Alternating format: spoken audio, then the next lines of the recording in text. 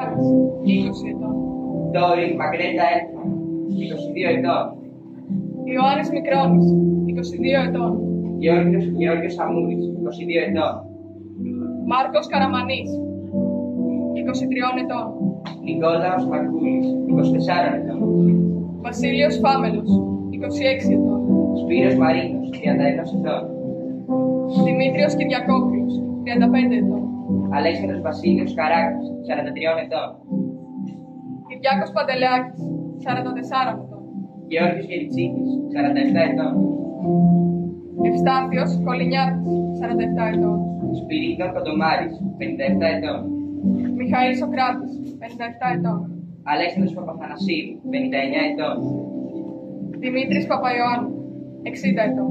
Ανδρέας Κούκος, 63 ετών. Εκατερίνη Αργυροπούλου, 76 ετών.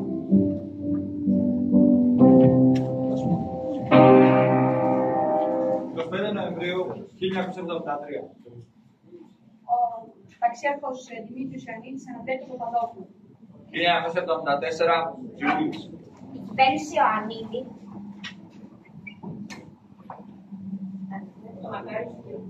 Ιωαννίδη ανατρέπει το Μακάριο στην Κύπρο. Δίνει την αφορμή στους Τούρκους να εισβάλλουν στο νησί.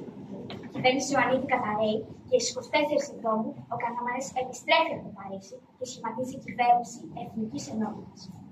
Αρχίζει η περίοδος μεταπολίτευσης. 24 Σεπτέμβρη 1974. Ο Μίχης Θοδωράκης επιστρέφει στην Ελλάδα.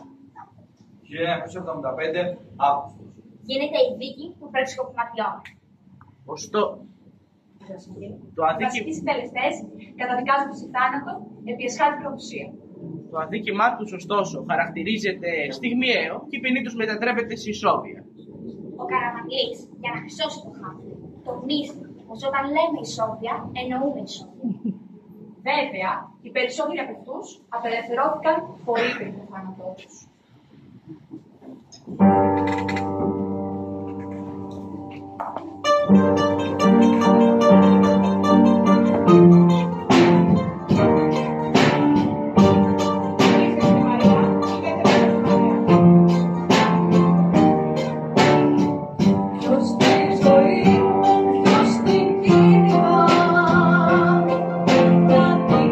Μοναχιάσουν μες στη νύχτα, πουλιά